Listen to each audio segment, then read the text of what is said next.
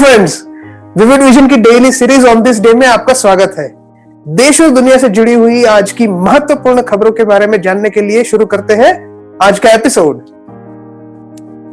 Friends, आज के episode की शुरुआत कंप्यूटर वर्ल्ड से करते हैं।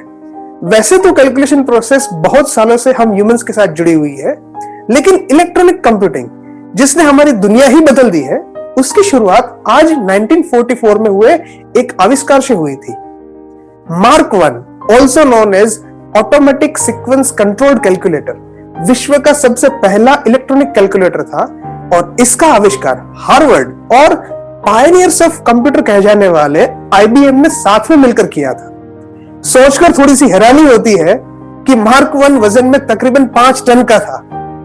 7 अगस्त 1944 के अनवेलिंग सेरेमनी के बाद उसका इस्तेमाल यूएस नेवी के वॉर एफर्ट्स और मैनहट्टन प्रोजेक्ट में किया गया था।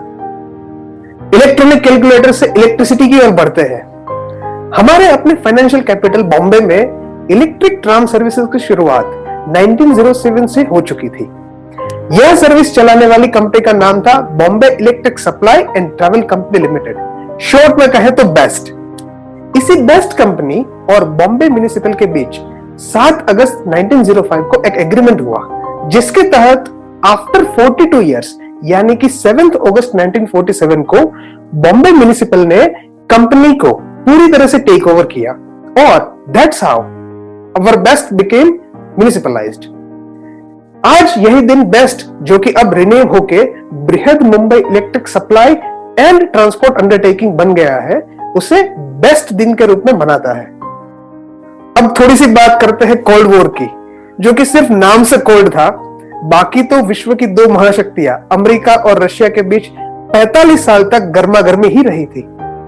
1980s में कोल्ड वॉर अपने आखिरी फेज में था और आज ही के दिन अमेरिकी लॉन्ग डिस्टेंस स्विमर लिन कॉक्स ने ऐसा कुछ कर दिया जिसकी वजह से रशिया और अमेरिका और पास आए। लिन कॉक्स ने 2 घंटा और 5 मिनट लगातार स्विमिंग करते हुए अमेरिका से रशिया पहुंची थी और ऐसा करने वाली वो विश्व की पहली महिला थी। और यह अचीवमेंट के लिए न सिर्फ अमेरिकी प्रेसिडेंट बल्कि सोवियत लीडर गोर्बाचेव ने भी उनकी प्रशंसा की थी। कोल्ड वॉर के बाद दोनों देशों ने इस घटना को one of the turning points बताया था। तो अब आते हैं हमारे भारत की ओर। मोदी गवर्नमेंट ने पहले फेज में make in India movement launch किया था और अब कोरोना पैंडेमिक के बाद आत्मनिर्भर इंडिया मूवमेंट शुरू हो गई है। इकोनॉमिक पॉइंट ऑफ व्यू से यह मूवमेंट हमारे देश के लिए अति आवश्यक है और आपको यह बताते हुए बहुत खुशी हो रही है कि हमारे भारत के इतिहास में सबसे पहली बार ऐसी स्वदेशी मूवमेंट आज ही के दिन 1905 में शुरू हुई थी। लॉर्ड कर्जन ने 1905 में तब के बंगाल प्रेसिडेंसी का पॉलिटिकल रीजन की वजह से पार्टीशन किया था और उसी के रिएक्शन में हमने स्वदेशी मूवमेंट का ऐलान किया। यह मूवमेंट 6 साल तक चला था और इस मूवमेंट के चीफ आर्किटेक्ट अरविंदो घोष, तिलक ब्रदर्स और लाला लाजपत राय थे। आगे चल के इसी मूवमेंट को गांधी जी ने 1918 में वापस शुरू किया और स्वराज का ऐलान किया था। अब बात करते हैं भारत की 2 ऐसी प्रख्यात शख्सियत की जिनका आज निधन हुआ था।